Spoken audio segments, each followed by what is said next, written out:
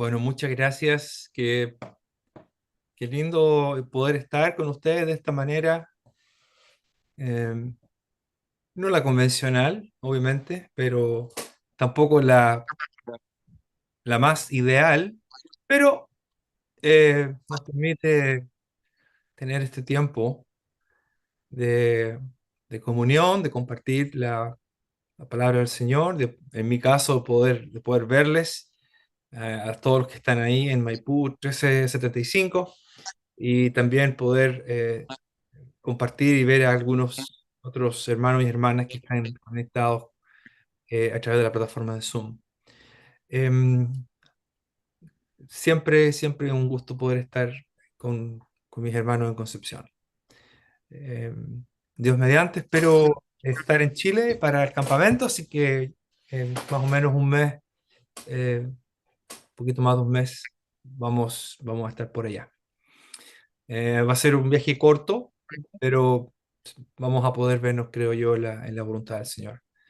Eh, Obviamente los que van al campamento vamos a poder compartir más. Esta tarde lo que quiero compartir con ustedes es en el libro de Joel, el libro de Joel. Así que mientras tanto vamos ahí. Cuesta encontrar Joel, así que mejor le aviso con tiempo. Eh, Joel es, por supuesto, es parte del grupo de los llamados profetas menores, también conocido como los 12. Quizás alguien nunca ha escuchado este término antes, el término este de los 12 o los 12 profetas. En realidad se refieren a lo mismo. Los profetas menores es un nombre que apareció en algún momento, no se sabe exactamente cuándo. Se piensa que pudo haber sido San Agustín el que acuñó esa expresión, los profetas menores. Y y muchos de nosotros siempre crecimos escuchando así, ¿verdad? Este grupo llamado profetas menores. El hecho de que se llame menores tiene que ver solamente con la extensión del mensaje, no tiene que ver con la importancia del mensaje. No es que el mensaje no tenga relevancia, simplemente que los libros, la mayoría de ellos son mucho más cortos en comparación con otros libros eh, como Isaías o como Jeremías o como Ezequiel. Sin embargo, a veces es mejor referirse a este grupo de libros como los 12. Los 12 porque llegó a entenderse como un grupo de libros que forman parte de un solo rollo. Así es como se conoció eh, en algunas tradiciones judías, en algunos libros no canónicos se conocieron como los 12. El libro que aparece en la Biblia católica llamado Siríaco, ahí aparecen mencionados los 12. Hoy día hay mucho debate en términos de si es que se escribió intencionadamente como un solo libro o simplemente una colección de 12 libros. Em, Me parece que hay lugar para pensar que hay continuidad entre Oseas y Malaquías, entre los 12 libros hay continuidad, por decirlo así, hebras temáticas, hebras teológicas que van recorriendo estos 12 libros. También parece claro que hay trabajo editorial, como otros libros de la Biblia tienen trabajo editorial. El libro de Salmos es un libro editado en el sentido de que se puso junto, ¿verdad? Hubo hombres o personas que trabajaron para poner esta colección llamada Salmos para ponerla junta. El libro de Proverbios también tiene trabajo editorial. Alguien tuvo que escribir los últimos capítulos de Deuteronomio, alguien tuvo que relatar la muerte de Moisés. Entonces hay trabajo en la Biblia que se puede llamar editorial. El libro de los 12 es posible que tenga trabajo editorial también, pero al mismo tiempo cada libro tiene que ser leído bajo sus propios términos. Cada libro es muy diferente, cada libro de los 12, la verdad, que es muy diferente del otro. Me parece que es perfectamente posible eh, cobijar la posibilidad de tener una colección de libros que están muy relacionados entre sí. No están aislados el uno del otro, pero que al mismo tiempo cada libro mantiene su individualidad.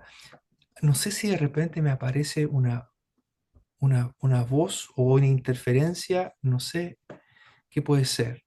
Pero eh, veo que están todos los hermanos que están conectados, están todos silenciados, así que no sé qué será. El libro de Joel es un libro, o quizás soy yo mismo, ¿ah? Quizás soy yo el que está haciendo eco con el micrófono del...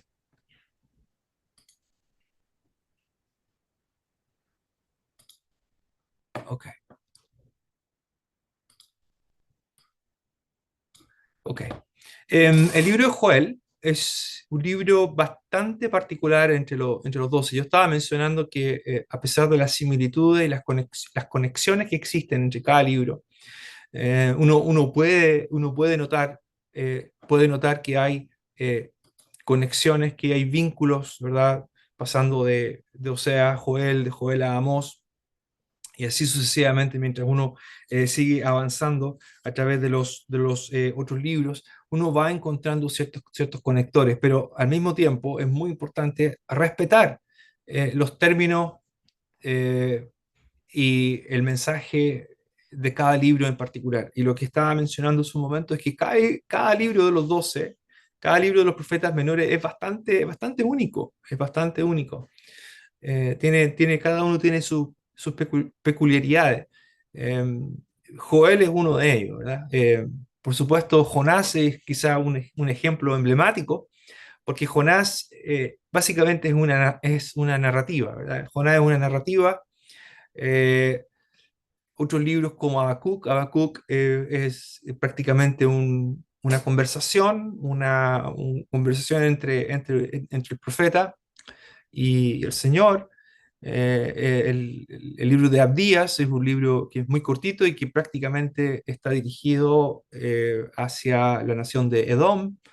El libro de Oseas es un libro que se basa, eh, que depende mucho de la experiencia personal del profeta, en este caso el profeta Oseas.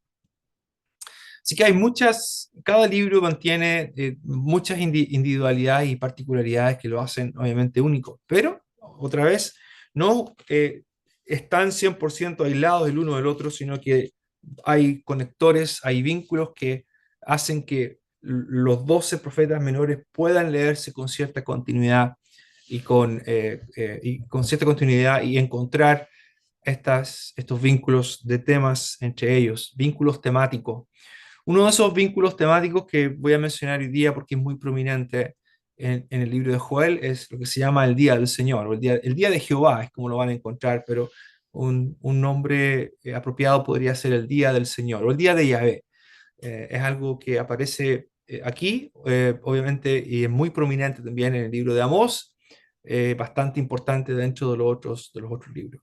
Lo que hace Joel un libro único es que no es posible determinar con certeza la época en que se escribió. Es difícil, la verdad, establecer un marco histórico. Podría ser preexílico, podría ser post-exílico. Acuérdese que cuando hablamos de preexílico y post-exílico nos referimos obviamente al exilio que mayormente sufrió Judá. Israel sufrió técnicamente dos exilios, ¿verdad? Primero el reino del norte bajo los asirios. Los asirios invaden Samaria e Israel, el reino del norte, y entonces el reino del norte va al cautiverio. Eso fue más o menos en el año 720 antes de Cristo. Y unos 100 años después viene entonces la invasión en este caso de los babilonios, pero ahora invadiendo Judá, el reino del sur. Entonces, cuando hablamos de preexílico, tenemos que tener en mente, por lo menos la invasión babilónica en el año 600 aproximadamente. Aproximadamente, luego hubo tres invasiones, pero para más o menos tener claro, fueron alrededor del año 600. Eh, no hay, por ejemplo, profetas como Oseas, profetas como Amós, son relativamente más fáciles de identificar. Su mensaje va al reino del norte, por tanto se entiende que todavía la invasión asiria no ha ocurrido. Obviamente es mucho más claro cuando vamos con libros como Ageo, Zacarías y Malaquía, donde claramente los hechos ocurren después de la invasión babilónica, cuando ya comienza a ocurrir el retorno de acuerdo a lo que el Señor había dicho a través del profeta Jeremías. En el caso de Joel no hay muchos marcadores que nos permitan identificar cuándo esto está ocurriendo, pero quizás una de las cosas más llamativas del libro de Joel es que no existe un claro, no hay una clara identificación del pecado del cual en este caso la nación es llamada a arrepentirse, y también un pecado que explique la invasión que se menciona aquí en el libro de Joel, ¿verdad? La imagen, las imágenes que se ocupa, la imaginería, como se dice comúnmente, en Joel abunda especialmente en la parte de la agricultura. La invasión de las langostas es una visión muy, muy prominente aquí en el libro de Joel. Ya vamos a hablar de eso. Eh, pero Joel no menciona explícitamente. Si uno va al libro de Oseas, uno ve claramente cuáles son los pecados que Israel está cometiendo, que es un pecado de idolatría, de abandono del Señor, de infidelidad, que es todo retratado a través de la experiencia personal del profeta. Uno va al libro de Amós y uno encuentra que la mayor crítica y la razón por la cual la invasión viene para ellos es ese aspecto del día del Señor que está enfatizando más en la parte eh, punitiva, la parte judicial, la parte del castigo del día del Señor. En Amós claramente se establece la razón, ¿verdad? El Señor en algún momento dice, quiero que la justicia fluyan como un torrente, que fluyan como un río, ¿verdad? No quiero sus fiestas, no quiero, estoy cansado de sus canciones, estoy cansado de sus sacrificios, etcétera, etcétera. Y ahí el pecado se asocia con la parte ética, ¿verdad? La parte ética que el pueblo de Israel no está respetando. Así que prácticamente todos los profetas que uno ve, se identifica un pecado particular o ciertos pecados que obviamente son pecados, eh, son faltas que van en contra del pacto, ¿verdad? Obviamente, aquí es muy importante tener claridad en términos del pacto, ¿verdad? El pacto que Dios tiene con Israel, lo que se conoce a veces como el pacto mosaico, el pacto sinaítico. Y lo que Israel está sufriendo, lo que Judá está sufriendo, es, perdón, básicamente por el no guardar ese trato o ese pacto. El profeta Joel realmente no identifica pecados claros. Sin embargo, el hecho de que esté el hecho de que haya sido ubicado entre Oseas y Amós, sugiere que las faltas o los pecados que Dios está juzgando de su pueblo, ¿verdad? Acuérdense que esto es para el pueblo de Dios, esto es para el pueblo de Israel, para un pueblo que está bajo un pacto. Eh, a propósito, ¿verdad? Cronológicamente hablando, Amós debería ir primero, luego Oseas. Sin embargo, en la edición, cuando se puso junto este grupo de libros, hay otros órdenes. Ustedes, si investigan un poco, van a encontrar que el orden en la Septuaginta es diferente, existen otros órdenes, pero el orden del texto masorético, el orden del texto hebreo, parte con Oseas, aunque Oseas es cronológicamente después de Amós. Sin embargo, teológicamente, temáticamente, Oseas va primero, porque parte con toda esta referencia de abandono del Señor, de infidelidad y todo eso. Joel, por otra parte, aunque no menciona la razón del juicio, el juicio viene, el día del Señor viene, se menciona la cesación del culto. Por tanto, uno puede pensar que lo que se tiene en mente aquí es o es la invasión a Siria, o es la Asiria, ¿verdad? De los asirios, o incluso si el Joel es más tardío, es la invasión de los babilonios a Judá.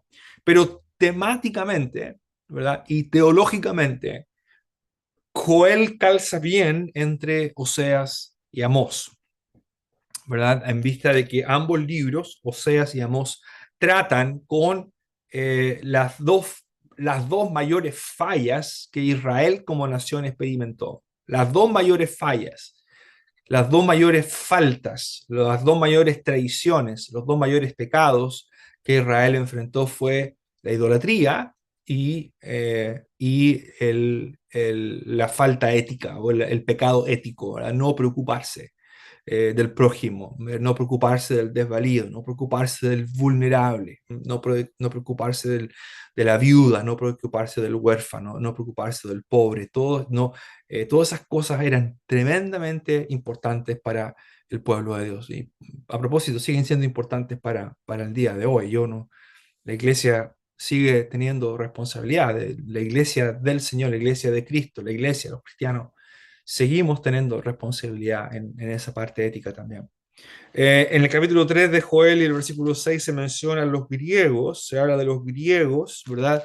¿Verdad? Y vendisteis a los hijos de Judá y los hijos de Jerusalén, a los griegos, para alejarlos de su tierra. Esta es una de las razones que hace pensar que Joel sea una profecía escrita más bien tardía, porque los griegos en el siglo octavo no eran todavía una nación prominente o tan conocida. Sí, obviamente llegaron a ser muy conocidos ya en el siglo V, ya eran bastante conocidos los griegos, y ni hablar, obviamente, en el siglo IV, cuando ya comienzan las invasiones griegas, comienzan a armarse los ejércitos, y más tarde, un poquito más tarde, va a aparecer Alejandro, en el siglo IV, siglo III, antes de Cristo. Pero, ¿por qué es importante Joel? Esta quizá es algo que usted se está preguntando. ¿Por qué Joel es un libro tan importante? Bueno, primero que todo es un libro importante porque contribuye a entender de mejor manera el desarrollo temático y teológico de los 12, de los profetas menores.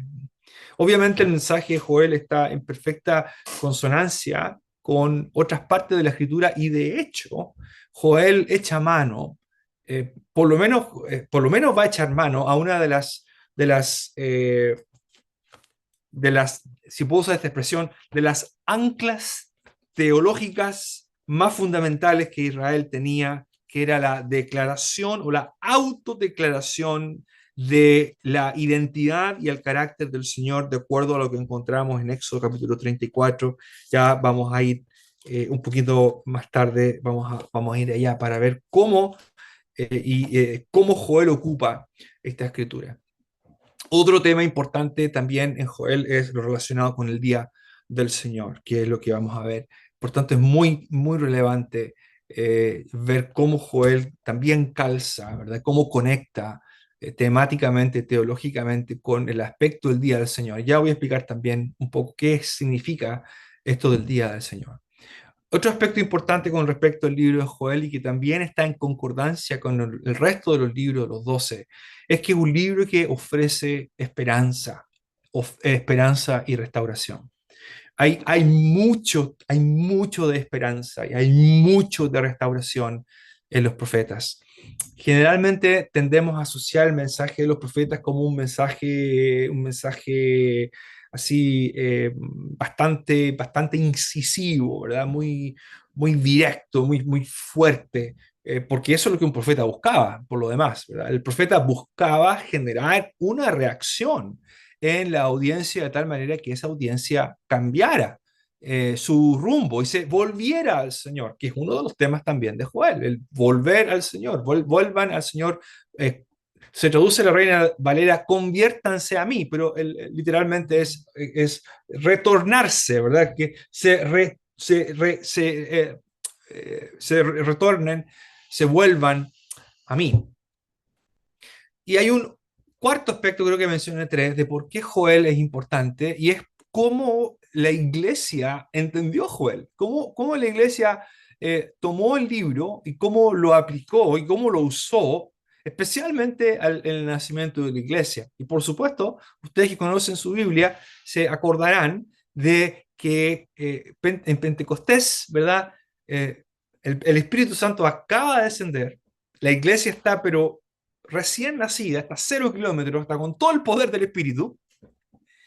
Pedro está con todo el poder del Espíritu, absolutamente lleno del Espíritu, y de todos los libros que tiene de la Escritura, ¿verdad? De todos los pasajes que uno podría haber pensado, de los 39 libros del Antiguo Testamento, de todos los salmos, de la Torá, del Pentateuco, o haber pensado en alguien como Jeremías o Ezequiel para hablar del nuevo pacto y el derramamiento del Espíritu, y derramaré sobre vosotros agua limpia y purificaré vuestros corazones y os daré un corazón nuevo, un corazón de carne, y quitaré de vosotros ese corazón de piedra.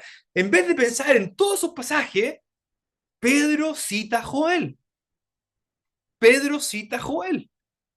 Pedro cita Joel capítulo 2, versículo 28 al 32. Y eso también lo vamos a ver esta noche en el tiempo que nos queda. A ver cuánto tiempo. No me queda mucho tiempo. Vamos, expliquemos un poquito qué significa esto. Leamos primero, a ver, leamos primeramente unos pocos versículos.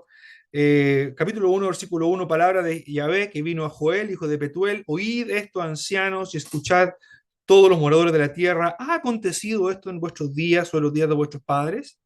De esto contaréis a vuestros hijos y vuestros hijos a sus hijos y sus hijos a la otra generación. Lo que quedó de la oruga comió el saltón, y lo que quedó del saltón comió el revoltón. Todos estos son figuras de langosta, ¿verdad? Saltamonte, diferentes tipos, ¿verdad?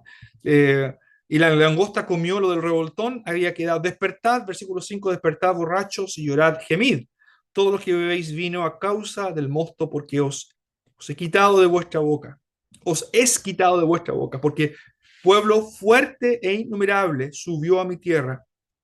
Sus dientes son dientes de león, y sus muelas, muelas de león. Asoló mi vid y descortezó mi higuera, del todo la desnudó y derribó, sus ramas quedaron blancas. Llora tú, como joven vestida de cilicio, por el marido de su juventud. Desapareció de la casa de Yahvé la ofrenda y la libación.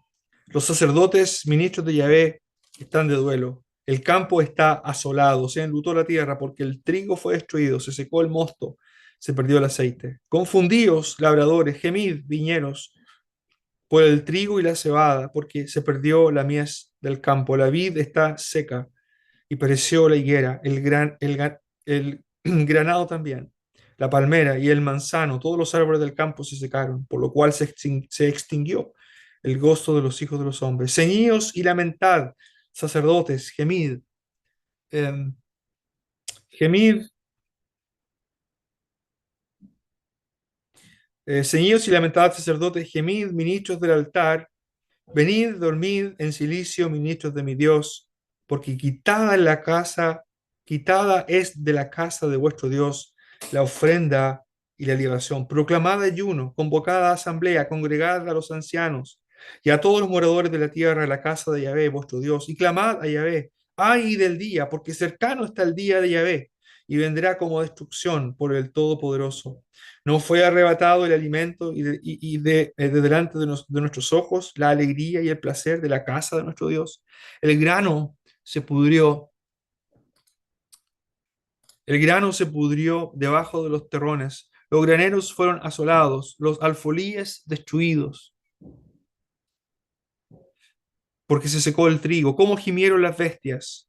Cuán turbados estuvieron los hatos de los bueyes, porque no tuvieron pastos. También fueron asolados los rebaños de las ovejas. A ti, oh Yahvé, clamaré, porque fuego consumió los pastos del desierto y llama abrazó todos los árboles del campo. Las bestias del campo bramarán también a ti, porque se secaron los arroyos de las aguas, y fuego consumió las praderas del desierto. Tocad trompeta en Sión y dad alarma en mi santo monte. Tiemblen todos los moradores de la tierra, porque viene el día de Yahvé, porque está cercano, día de tinieblas y de oscuridad, día de nubes y de sombra, como sobre los montes se extiende el alba. Así vendrá un pueblo grande y fuerte, semejante a él no lo hubo jamás, ni después de él lo habrá en años de muchas generaciones. Versículo 4, su aspecto como aspecto de caballos y como gente de a caballo correrán, como estruendo de carros saltarán sobre las cumbres de los montes, como sonido de llama, de fuego que consume hojarascas, como pueblo fuerte dispuesto para la batalla.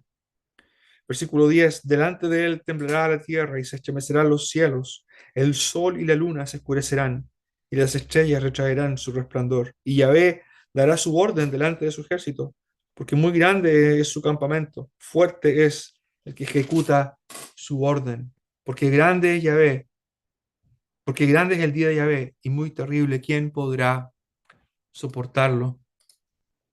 Bueno, lo interesante aquí, esta parte del libro, que es básicamente la primera parte, ¿verdad? Ah, Joel se divide básicamente en dos partes, y esta es como la primera parte. El versículo 12 al 17 funciona como el centro literario del libro, ya voy a hablar de esto, y el resto del libro, ¿verdad? Del versículo 18 al capítulo 2 hasta el final del libro, es la segunda parte. La primera parte que hemos leído es básicamente, está orientada básicamente hacia el juicio inminente, ¿verdad? El juicio inminente, que el profeta Joel ocupa dos visiones, básicamente, la de langosta y la del león. Ahora, hay debate, ¿verdad? En cuanto a si estas langostas son langostas reales, ¿verdad? O son una referencia al ejército. Me inclino hoy día por esa posición, ¿verdad? Me inclino por la posición de pensar de que la langosta y el león son más bien referencias al ejército que viene, sea el ejército asirio o sea el ejército babilónico. Ambos calzan con la descripción, ¿verdad? Un pueblo grande y fuerte, como dice el capítulo 2 y el versículo 2. También el versículo 6 del capítulo 1, porque pueblo fuerte e innumerable subió a mi tierra, sus dientes son dientes de león y sus muelas muelas de león. Y lo que se describe en términos pasados, en términos como que si ya hubiera ocurrido, la destrucción ya ha ocurrido. Y se asemeja obviamente a la langosta porque cuando hay invasiones de langosta arrasan con todo, como se dice, ¿verdad? Nosotros en Chile usamos esa expresión, ¿verdad? Arrasan con todo, ¿verdad? Arrasan con la comida, ¿verdad? Cuando hay un evento especial y hay comida, se arrasa con la comida, no queda nada. Bueno, eso es un poco la imagen que se ocupa aquí, un poco más dramática obviamente, de la langosta que arrasa con todo. Pero sea una langosta física o no, creo hoy día, como decía recién, que es más probablemente una referencia al ejército, porque eso es lo que el ejército hacía, ¿verdad? El ejército asirio invade, arrasan con todo, arrasan no solamente con las siembras, ¿no? Arrasan con todo porque no es que lo destruyan, muchas veces lo destruyen, pero también lo roban y lo mandan a sus propios países, arrasan con bosques completos. Hay otros profetas que hablan de juicios contra las naciones. Creo que Nahum habla de esto, Habacuc habla de esto, de cómo Dios los considera responsables por la destrucción de bosques completos para construir ciudades o para construir sus armas de guerra, etcétera, etcétera. Lo importante es que los primeros dos capítulos asocia la venida de este ejército, de esta langosta, con lo que se conoce como el día del Señor. Ahora, ¿qué es lo que es el día del Señor? Esta es una pregunta que quizá usted se ha hecho. ¿Qué es lo que es el día de Yahvé? El día del Señor, ciertos eruditos antiguos de 100 años atrás, conocidos como ser de la crítica o de la alta crítica, asociaban, por ejemplo, uno de ellos asociaba el día del Señor con festivales donde Yahvé era entronado como rey sobre su pueblo. Esto es una conjetura, simplemente no hay evidencia de que esto haya así, eso ha perdido peso estos últimos años. Hay otro entendimiento del Día del Señor que se asocia más que nada con Yahvé como el guerrero divino. Y esto es cierto, Yahvé es presentado en el Antiguo Testamento en varias veces como el guerrero divino. Cuando uno va a Apocalipsis, lo que uno ve, ¿verdad? Del Señor retornando, es la imagen de un guerrero. Así es como es presentado el Señor, una espada que sale de su boca y con un gran ejército. Eso es el guerrero divino. Una imagen que ya es conocida en el Antiguo Testamento. El Día del Señor, sin embargo, debería considerarse o debería entenderse teniendo un espectro un poquito más amplio. El Día del Señor se entiende como cualquier momento en el cual Dios interviene de una manera dramática y muchas veces acompañado de lo que se conoce como una teofanía, donde hay una manifestación, donde hay una aparición de Dios. El Día del Señor se asocia con esta intervención, con este momento en el cual Dios interviene. Esa intervención es lo que uno podría llamar hoy día una intervención sobrenatural o intervención que va a afectar el mundo natural. Tengo una definición aquí, es el Día del Señor tiene que ver con un momento que está marcado por su aparición, una intervención supernatural, ya sea para dar cierta instrucción o para dar protección o para juzgar o para restaurar. Es que el día del Señor no apunta hacia un solo día o un solo evento. El día del Señor se entiende como yo diría, un solo gran intervención que se matiza con diferentes apariciones en momentos cruciales. El libro de Amós habla del día del Señor y el día del Señor en Amós se asocia claramente con la futura y ya inminente invasión del imperio asirio. Y obviamente ahí el día del Señor se asocia con juicio. Una de las cosas que hace Amós es corregir a la generación de Israel de ese momento. Lo que hace es corregir el concepto erróneo o incompleto que tienen del día del Señor.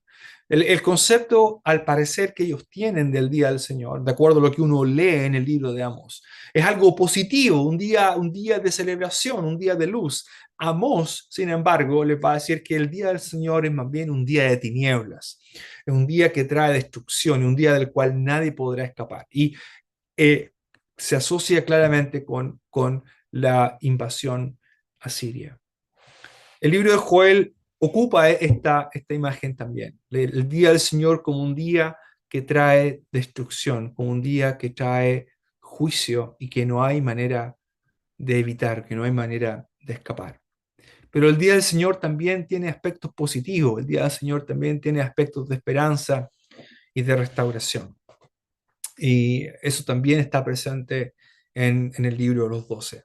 Luego de presentar entonces la primera parte, la realidad de, el día terrible del Señor, donde aparecen, donde la naturaleza es afectada, ¿verdad? El capítulo 2, versículo 10, delante de él temblará la tierra, se estremecerán los cielos, el sol y la luna se oscurecerán y las estrellas retraerán su resplandor.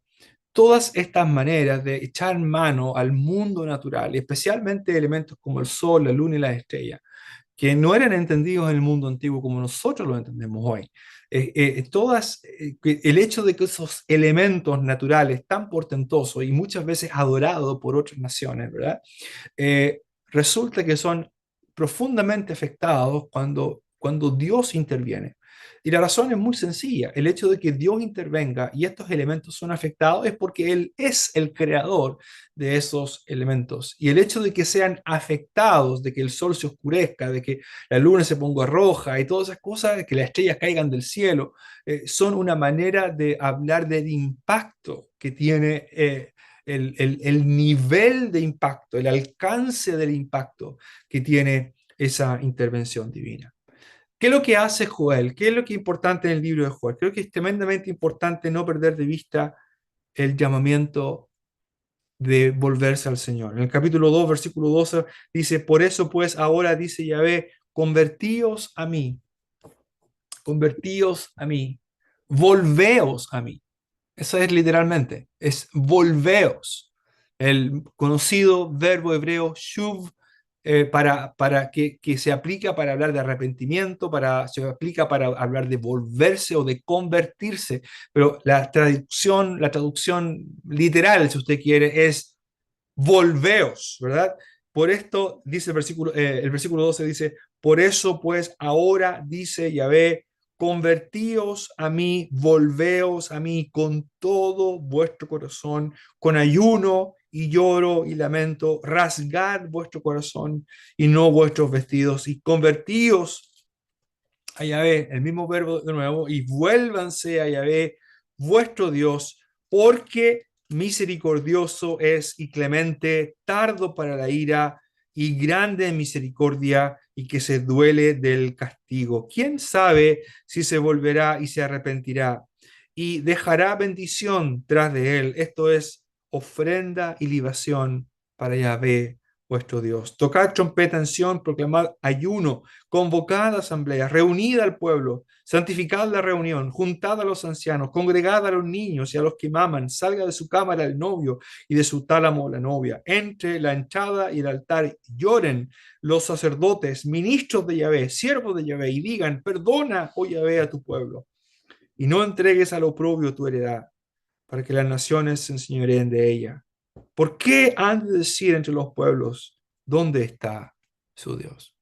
El mensaje de Joel es un mensaje que dramáticamente apela al pueblo de Israel a volverse al Señor de manera sincera, de hacer un volcamiento, de hacer un retorno al Señor que va mucho, pero mucho más allá de lo externo. Es muy interesante notar el vocabulario que ocupa en el profeta Joel cuando dice, lo primero que llama la atención, ¿verdad? Lo primero que llama la atención es cómo abre el versículo 12. Dice, por eso pues ahora. Es una frase muy llamativa. El versículo anterior dice, el versículo 11 del capítulo 2 dice, y Yahvé dará su orden delante de su ejército, porque muy grande es su campamento, fuerte es el que ejecuta su orden, porque grande es el día de Yahvé y muy terrible. ¿Quién podrá soportarlo? A propósito, Juan en Apocalipsis hace referencia a este pasaje del libro de Joel, ¿verdad? Concerniente a los juicios. ¿Quién podrá soportar ese día? Lo que es llamativo en el versículo 11 es que Yahvé mismo es el que está dirigiendo, por decirlo de una manera, este avance del ejército. Es el día del Señor. Él está interviniendo de manera drástica y dramática en este momento y en este caso por la infidelidad y el castigo de Israel. Acuérdense que uno ve a los profetas y uno ve, creo que Zacarías es el que habla de tantas veces de los tantos profetas que el Señor envió y no le hicieron caso a los profetas, no quisieron escuchar el mensaje que el Señor les mandó. Que lo que viene ahora, el día grande y terrible de Yahvé, es un día grande y ¿quién lo podrá soportar? Ante esa clase de aseveración, ¿verdad? Ante esa drástica y tan definitiva y fuerte declaración, uno podría pensar, ya no hay esperanza, ya no hay esperanza. Sin embargo, el versículo 12 abre con estas palabras, pero también ahora, pero también ahora. La Reina Valera dice, por eso pues ahora, dice Yahvé. Creo que una mejor traducción aquí es tomar la pequeña conjunción vav tan común en hebreo y presentarla de una manera que hace un contraste, pero también, pero incluso ahora, pero también ahora, dice Yahvé, volveos a mí, volveos a mí. La expresión volveo a mí es bastante interesante, aparece varias veces y aparece de dos maneras. La manera más común es el verbo volverse y la preposición el, y luego generalmente aparece el nombre del Señor o aparece Dios, volveos a Dios o volveos al Señor, un par de veces volveos a mí. Generalmente esa preposición él tiene una función más direccional, ¿verdad? Vuélvanse hacia él, a dirección a él. Pero aquí es muy interesante que el profeta ocupa una, perdón, una preposición que no es muy común. Más que marcar dirección, la preposición ad en hebreo sugiere la extensión, ¿verdad? Volveos hasta mí, ¿verdad? Alguien podría decir, bueno, pero es la misma cosa. Puede ser, pero es poco común. Solamente aparece aquí en Joel y como 5 veces más en el libro de Amós. No aparece en otras partes de la Biblia, ¿verdad? Volveos hasta mí. La idea, creo, entonces, es que lo que el profeta está transmitiendo aquí es que la clase de volverse, es claro que lo que él está enfatizando es la sinceridad y la genuidad de esta conversión. La genuidad de volverse al Señor no es solamente una cuestión temporal o superficial, no solamente cambiar de dirección, ¿verdad? Sino que terminar, que ese retorno, que ese volverse termine en la persona del Señor, si es que lo puedo decir de esa manera. Volveos hasta mí. Que esa sea la extensión de vuestro arrepentimiento. Que sea un arrepentimiento, que sea un arrepentimiento con todo vuestro corazón. La expresión con todo vuestro corazón es me parece un eco a lo que uno encuentra en el Shema, en Deuteronomio capítulo 6. Oye Israel, nuestro Dios, Jehová o Yahvé, nuestro Dios, Yahvé, nuestro Dios uno es, y amarás al Señor tu Dios con todo tu corazón, en la misma expresión. Desde un principio, desde que este pacto se inauguró entre el Señor y su pueblo de Israel, lo que se esperaba del pueblo de Israel no era que guardara simplemente las leyes. El guardar las leyes del Señor, el guardar sus mandatos, el seguir sus ordenanzas, es simplemente es una externalización, es una materialización en lo externo de algo que está íntimamente e internamente arraigado en el corazón. Y en este caso es amor por Él, amar al Señor, es aprecio de su persona. Alguien que ama a Dios no va a tener problema en respetar sus ordenanzas y sus mandamientos. No necesita que nadie le diga que lo que tenga que hacer, porque ama al Señor.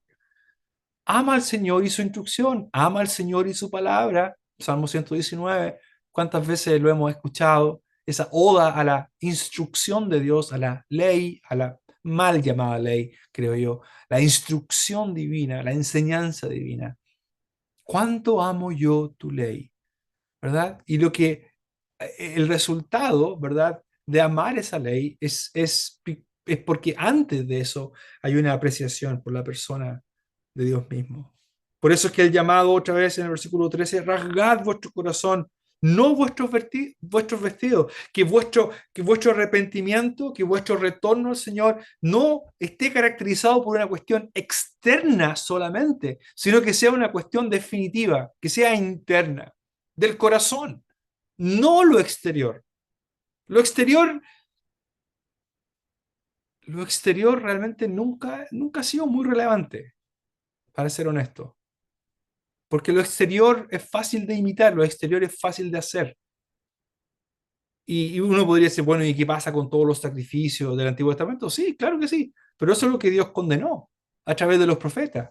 Lo que Dios condenó a través de los profetas es no me traigan más sacrificios, vuestras fiestas, vuestras asambleas solemnes, vuestros sacrificios me son abominación. El sacrificio y el profeta Malaquías va tan lejos como decir el Señor, el profeta Malaquías, capítulo 1, versículo 10, dirá, ¿sabe qué? Ojalá hubiera alguien de ustedes que se diera cuenta de lo que están haciendo y cierre la puerta y dejen de quemar en mi altar en vano. El sacrificio, el ritual, la forma, no tiene ningún valor para Dios si no va acompañado de un corazón sincero, de un corazón que le ama y de un corazón que es invariablemente fiel a Él. El misericordia quiero y no sacrificio, lo que dirá el profeta Oseas. Es lo mismo que dice el profeta Miqueas, similar a lo que dice el profeta Miqueas. ¿Qué pide Dios de ti, verdad? Oh hombre, Dios te lo ha declarado. El Miqueas dice, la gente dirá, ¿con qué me presentaré delante de Dios? ¿Me presentaré con los mejores animales? ¿Me presentaré, le ofreceré a Dios litros y litros de aceite, ríos de aceite? ¿O le presentaré a Dios, a mi primogénito como una ofrenda? ¿Eso es lo que Dios quiere? Y Miqueas responde, oh hombre, Dios te ha dicho lo que es bueno y qué es lo que espera, qué es lo que Dios busca en ti. Amar misericordia, hacer justicia y caminar humildemente con tu Dios. Joel entonces es consistente con el resto de los pasajes, con el resto de la teología del Antiguo Testamento, al declarar otra vez que lo que Dios espera de su pueblo no es rajadura de ropa, ¿verdad? Nosotros tenemos como un dicho en Chile, rasgó vestidura, ¿verdad? Para mostrar que está dolorido, y que está, pero por dentro no lo está, por dentro no lo está. Y lo que Joel insiste y lo que Dios espera de su pueblo es que su pueblo muestre una sincera y genuina renovación y retorno al Señor. ¿Hay esperanza? Sí, hay esperanza y la esperanza está basado en lo que inmediatamente dice el versículo 13. Dice, porque misericordioso es y clemente, tardo para la ira, grande en misericordia y que se duele el castigo. Joel está basando la esperanza de que si el pueblo de Dios se vuelve a Él con todo el corazón, quizás Él le perdone, como dice el versículo 14, quizás, y eso fue lo que ocurrió, ¿verdad? Dios envió el juicio, Dios envió a los asirios y luego a los babilonios, pero hubo algunos que se salvaron, ¿verdad? Como Daniel, por ejemplo, y otros se salvaron y no experimentaron la completa destrucción. Pero ¿en qué se basa Joel? Bueno, se está basando en Éxodo capítulo 34, versículo 6. En Éxodo capítulo, él está de hecho citando parte de Éxodo 34, 6, pasando Yahvé por delante de Moisés, estoy leyendo en Éxodo 34, proclamó Yahvé, Dios fuerte, misericordioso y piadoso, tardo para la ira, grande en misericordia y verdad, que guarda la misericordia de millares y que perdona la iniquidad, la rebelión y el pecado y que de ningún modo tendrá por inocente al culpable. Esta es la primera vez que se menciona o que se hace eco a Éxodo 34 en el libro de los 12 o los profetas menores. Posteriormente lo va a mencionar Jonás, pero en un sentido negativo. Jonás va a decir, por eso yo no quería venir acá, porque yo sabía que tú eres clemente, misericordioso, tardo para la ira y que si los ninivitas se arrepentían, tú lo ibas a perdonar, porque yo sé lo bueno que tú eres. Por eso no quería venir. Bueno, él lo cita, también lo cita el profeta Miqueas, también lo cita el profeta Nahum, y una versión muy cortita, una versión muy acotada en el profeta Malaquías. Esta es la versión más larga que está citando aquí Joel. Un retorno a Dios siempre tiene que estar marcado por buena teología. Tiene que estar un retorno sincero, siempre que tiene que estar basado en un correcto entendimiento de quién es Dios. Y obviamente ese entendimiento de Dios está basado en lo que Dios mismo dijo de él, lo que el Señor dijo de él mismo en el capítulo 34 y versículo 6 de Éxodo. El Señor es bueno, es bueno. Vuelvan al Señor con todo su corazón, porque, porque Él es misericordioso y compasivo, tardo para la ira, grande en misericordia y verdad.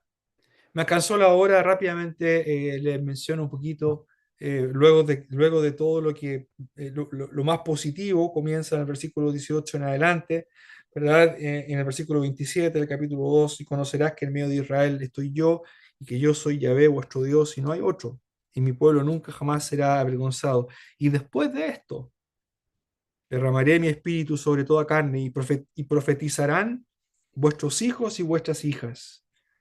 Vuestros ancianos soñarán sueños y vuestros jóvenes verán visiones. Y también sobre los siervos y sobre las siervas derramaré mi espíritu. Algo que era exclusivo de reyes, algo que era exclusivo de profetas, algo que era exclusivo, ¿verdad? Moisés recibe el espíritu y profetiza, y otros 70 reciben y profetizan. pero era algo exclusivo. El Espíritu vino sobre Sansón y le dio fuerza, el Espíritu vino sobre David, etc. El Espíritu se aleja de Saúl, viene sobre reyes, viene sobre jueces, pero ahora vienen días, dice el Señor. Después de esto derramaré mi espíritu sobre toda carne y profetizarán vuestros hijos y vuestras hijas. Vuestros ancianos soñarán sueños y vuestros jóvenes verán visiones. Y también sobre los siervos y sobre las siervas derramaré mi espíritu en aquellos días y daré prodigios en el cielo y en la tierra sangre y fuego y columnas de humo. El sol se convertirá en tinieblas y la luna en sangre antes que venga el día grande y espantoso de Yahvé. Claro, porque todavía viene algo. Y esto tiene connotaciones escatológicas. Todavía viene una intervención grande del día del Señor. Y todo aquel que invocara el nombre de Yahvé será salvo. Este es un texto que Pablo ocupa en 1 Corintios y también Pedro. Todo aquel que invoque el nombre de Yahvé. Pero ahora el nombre de Yahvé es Jesús. Todo el que invoque el nombre del Señor Jesucristo será salvo. Este es el pasaje que Pedro cita y lo cita prácticamente casi literal. Le hace un pequeño cambio, invierte el orden, ¿verdad? En Joel se habla de los ancianos que vuestros ancianos soñarán sueños y que los jóvenes tendrán visiones. Pedro pone a los jóvenes primero y después a los ancianos. No sé por qué hace ese cambio. Y él agrega una frase en Hechos que dice que en esos días derramaré mi espíritu. En Joel, al final del versículo 2, eh, y antes de la expresión daré señales en el cielo, Pedro agrega y profetizarán. Qué interesante para mí, es muy interesante para mí ver cómo hay una continuidad mucho más evidente de lo que yo pensé por muchos años, ¿verdad? Entre el Antiguo Testamento y el Nuevo Testamento. Y el hecho de que Pedro ocupe este pasaje al momento de que la iglesia es inaugurada, tomado de un libro que habla del día del Señor. En mi opinión, esta es una opinión muy personal, ¿verdad? Si están en desacuerdo está bien, pero me parece que el día de Pentecostés es una expresión del día del Señor, es una expresión positiva donde el Espíritu es derramado, donde una nueva era comienza. El Pentecostés es la inauguración de algo absolutamente nuevo. Y eso obviamente fue logrado por el Señor Jesucristo, su muerte y su resurrección. Pero lo que hace oficial, lo que le da el vamos, como decíamos allá en Chile, lo que le da el vamos a esta nueva era, a lo que el apóstol Pablo llamará estos últimos días, ahí es donde estamos, en esta última parte, se inaugura con una intervención divina al puro y más estilo día del Señor, donde el Espíritu es derramado sobre siervos y siervas, sobre hombres y mujeres. El hecho de que las siervas se mencione es muy destacable, porque los siervos obviamente eran los de la más baja, de la baja estrata, ¿verdad? Como mencionaba recién, el Espíritu descendía sobre los reyes, sobre los profetas, sobre gente, uno diría, importante. Sin embargo, con Pentecostés se inaugura algo que es absolutamente nuevo. Y la iglesia es algo nuevo. La iglesia es algo nuevo. La iglesia es algo nuevo porque ahora, bueno, ustedes saben por qué, ¿verdad? Es porque ya no es necesario un templo, ya no es necesario un sistema ritual, porque ya no es solamente Israel, el pueblo de Dios, sino que todos los gentiles son bienvenidos y forman parte de lo que llamamos hoy día la iglesia. Y eso es tremendo, es tremendo. Bueno, esto es Joel. Ustedes pueden seguir leyendo lo positivo que de hecho vuelven a aparecer las naciones, ¿verdad? Y se vuelven a agrupar las naciones, pero esta vez Dios va a destruir estas naciones, no como en la primera parte del libro donde las naciones, particularmente Asiria o Babilonia, sea cual sea la nación que Joel tiene en mente, es traída para destrucción y para juicio. Hacia el final del libro se mencionan naciones que van a atacar a Israel, pero que el Señor les va a preservar. El profeta de Joel nos ofrece, ya que es profeta, nos ofrece una visión.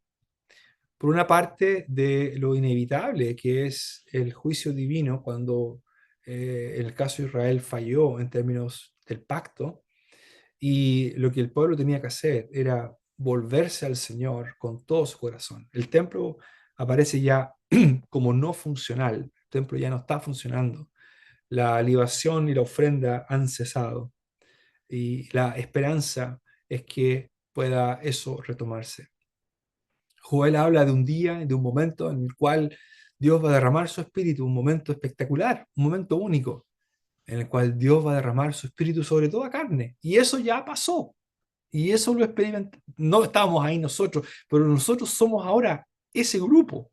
Somos ese grupo sobre el cual el Espíritu de Dios está. Obviamente eso no quita, hermanos y hermanas, que en nuestra relación con Dios, en nuestra relación con el Señor, estemos siempre conscientes, alertas de que nuestra relación con Él está firmemente basada en nuestro amor y devoción hacia Él, y no por prácticas o por formas, sino por nuestro exclusivo amor y devoción hacia su persona, la persona del Señor Jesucristo, hacia la persona del Espíritu Santo que vive en nosotros, a nuestro Padre que nos ama y que nos provee y que nos cuida y nos alienta y nos dirige, y todo lo que le debemos y todo lo que somos, como cantamos a veces, ¿verdad? En nuestra relación con nuestro amado Trino Dios.